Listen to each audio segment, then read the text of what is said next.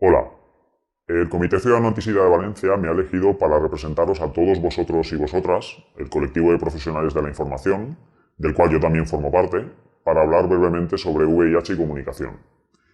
Como profesional ha sido bastante difícil dar este paso porque tenía que elegir cómo mostrarnos, sabiendo que en definitiva las decisiones que tomara iban a representar a todo un colectivo. Profesionalmente pertenezco a un colectivo del que, como bien sabéis, se dicen muchas cosas, entre ellas que somos ladrones de imágenes, invasores de la intimidad, especuladores de lo privado, traficantes de historias, manipuladores y otras muchas cosas. Sinceramente creo que solo somos personas que hacemos nuestro trabajo lo mejor que podemos y lo mejor que sabemos, y que más allá de nuestra labor diaria, también tenemos una vida tranquila y de lo más normal, como la de cualquier otra persona.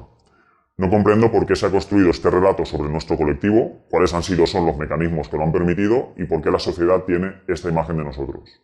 ¿Por qué esta representación tan parcial, tan incompleta, tan confusa, tan sesgada, tan sombría, cuando realmente quizás lo único que necesitamos es que alguien arroje un poco de luz? Hola, soy Juan Catalán y soy fotógrafo. Mostrar es revelar y revelar es señalar. Y tal como acabamos de comprobar, el modo en el que lo hacemos es muy importante.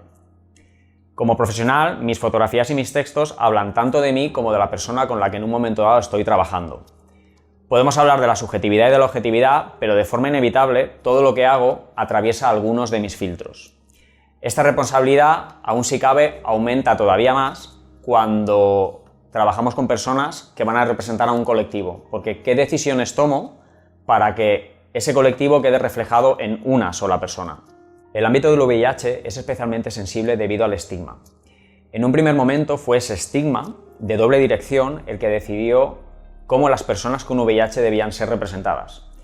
Las personas que convivían con VIH no querían que se les reconociera públicamente. Entonces se proponían fórmulas como el contraluz, el claroscuro, la voz distorsionada, un busto desenfocado.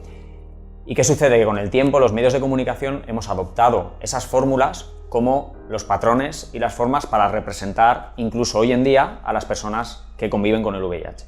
Lo que al principio eran fórmulas autoproteccionistas, es decir, que partían de las propias personas que vivían con el VIH, con el tiempo han sido formas de representación que los medios de comunicación hemos decidido para seguir representando a estas personas. Nos referimos a todas aquellas formas de representación que los profesionales hemos heredado durante todo este tiempo y que incluso hoy en día aplicamos a la hora de retratar, representar o narrar sobre personas con VIH. En el ámbito de la comunicación estamos sometidos a dos condicionantes de gran presión. Por un lado está la rutina propia de los medios, que todos conocéis, y que está vinculada a la prisa y a la inmediatez. ¿Qué sucede? Que a diario tenemos la agenda muy cargada de contenidos y eso nos lleva a que el tratamiento que hacemos sobre la información antes de ir al lugar de trabajo de cobertura sea el que es. Hay veces que no nos da tiempo a informarnos bien, que no nos da tiempo a recabar todos aquellos datos que necesitáramos y nos presentamos allí con lo que llevamos. ¿Qué sucede? Que hay temas de nuestra agenda que como profesionales requieren de nosotros, debido a su sensibilidad, un tratamiento muy concreto, con algo más de profundidad y donde a lo mejor en el caso del VIH podamos acercarnos ya no solamente al concepto en sí, sino a la persona con la que vamos a trabajar. El segundo de los mecanismos de presión tiene que ver con la sobreinformación. Vivimos en una sociedad donde los contenidos informativos que generamos de alguna manera tienen que ser llamativos, tienen que llamar la atención para diferenciarse del resto. ¿Qué sucede? Que debido también a nuestras rutinas de trabajo, cuando llegamos tendemos a emplear fórmulas que están un poco vinculadas a la espectacularización, es decir, utilizamos titulares llamativos, palabras hiperbólicas, imágenes impactantes para que aquello que queremos transmitir tenga un sentido y sobre todo sea llamativo y se diferencie del resto. Son fórmulas que por un lado nos ayudan a que nuestro relato sea más llamativo, pero corremos el riesgo de que nuestro relato sea muy sesgado. Es decir, que nos dejemos a un lado un montón de matices que podrían ser interesantes para compartir y para contar y nos centremos en aquello que es anecdótico y que de alguna manera a través del subconsciente conecta con estas fórmulas que se adoptaron al principio en estos modos de representación y que están vinculadas al estigma, con lo cual realmente lo que estamos haciendo es perpetuar de alguna forma ese estigma y utilizar aquellas fórmulas que en su momento tenían sentido, pero que hoy en día se está demostrando que no logran representar de una manera heterogénea, de una manera equitativa a todas las personas que conviven con VIH. Susan Sontag decía una cosa muy interesante sobre la fotografía y la belleza. Decía que la fotografía está contaminada totalmente por la categoría estética de la belleza y hablaba de esas terribles imágenes fotográficas que hablaban de la muerte pero que eran terriblemente bellas. ¿Qué sucede en el ámbito del VIH y en las rutinas de los medios de comunicación? Que nosotros cambiaríamos el concepto de belleza por el de espectacularización. Necesitamos que nuestros relatos y nuestras imágenes sean espectaculares, sean llamativas. El kit sería poder hacer de la cotidianidad algo llamativo y no basarnos solamente en lo anecdótico y en lo espectacularizante para conseguir que nuestros contenidos sean interesantes para el espectador. Como fotógrafo llevo algunos años colaborando con el Comité Ciudadano Antisida de Valencia y uno de los trabajos que más me gusta es Autorretratos. Autorretratos es un proyecto en el que unas 40 personas con VIH han participado construyendo su propia imagen.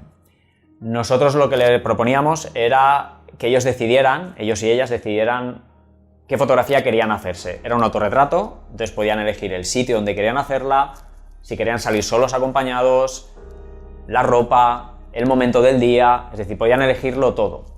Lo interesante de esto y que quiero compartir con vosotros es que muchos de ellos agradecían que se les diera la oportunidad de poder decidir sobre cómo querían ser representados. Lo que sucede es que nosotros como profesionales llegamos y tendemos a decir cómo se tienen que poner, dónde se tienen que poner, qué tienen que hacer, incluso qué tienen que decir. Y tomamos nota de aquello que nos resulta interesante e indagamos y rascamos en aquellos aspectos que consideramos que pueden ser interesantes para nuestra labor de comunicación. Y tendemos a olvidarnos de la persona con la que estamos. Entonces, en este proyecto, que fue muy revelador, las personas me agradecían que les brindara la oportunidad de poder decidir muchas de las fórmulas y muchos de los aspectos sobre cómo iban a ser representados y representadas. Y eso es muy interesante. Todas las fotografías del proyecto Autorretrato son interesantes, pero hay algunas que me sirven especialmente para ejemplificar de lo que estamos hablando. Por ejemplo, en esta fotografía vemos a Tony. Tony es una persona que se acercó al proyecto, pero que no tenía muy claro si quería hacerse la foto o no. Tony, al principio, tenía una idea muy chula, que es la que estáis viendo, pero no se atrevía a dar el paso. Entonces, él estuvo hablando conmigo y me decía que le gusta muchísimo la fotografía, quería participar en el proyecto, tenía una idea chulísima, pero había parte de su familia y de su entorno que no sabían que él convivía con el VIH. Yo a Tony lo invité a participar en el proceso, disfrutamos la fotografía un montón y fue al final, cuando hicimos el montaje y él vio el resultado, cuando dio el paso, cuando dijo que estaba muy orgulloso de su foto y que con esta imagen sí tenía ganas de contar su historia a todo el mundo. Lo que el proyecto Autorretratos propone es la generación de un nuevo código de representación. Es un doble camino, es desandar por un lado aquellos códigos y aquellas fórmulas de representación que hace tiempo tuvieron su sentido pero que hoy en día no lo tienen, y a la vez proponer una nueva fórmula, un nuevo formato, un nuevo sistema de representación de las personas con VIH. ¿Cómo hacemos entonces para renunciar a estas fórmulas antiguas que ya no sirven y abrirnos a lo nuevo? Quizá un camino pueda ser pasar por conocer a estas personas que, aunque parecían ser los protagonistas, realmente no lo eran. Los protagonistas han sido siempre nuestros relatos, nuestras crónicas, nuestras imágenes, pero no realmente las personas con las que estamos trabajando. ¿Qué sucedería si en mi próxima cobertura, en mi próxima noticia, en mi próximo reportaje, recordara lo que hoy hemos compartido en esta jornada? ¿Qué sucedería si tratara de asegurarme al menos 10 minutos para hablar previamente con la persona con la que voy a trabajar? Para conocerla, para hacerle algunas preguntas personales, para acercarme a ella, antes que decirle dónde se tiene que poner o qué tiene que hacer, cómo tiene que actuar o qué me tiene que decir. ¿Qué sucedería si cambiara estas fórmulas y probara a construir un relato o una imagen diferente, tratando de focalizarme en lo cotidiano y no en lo anecdótico? Este creo que es el reto. Así es que, compañeros y compañeras, os invito a que lo exploréis, a que lo disfrutéis y espero que sea tan gratificante y tan enriquecedor como lo está siendo para mí. Y ojalá, finalmente, su relato se convierta en nuestro relato y no a la inversa. Un abrazo a todos y muchas gracias.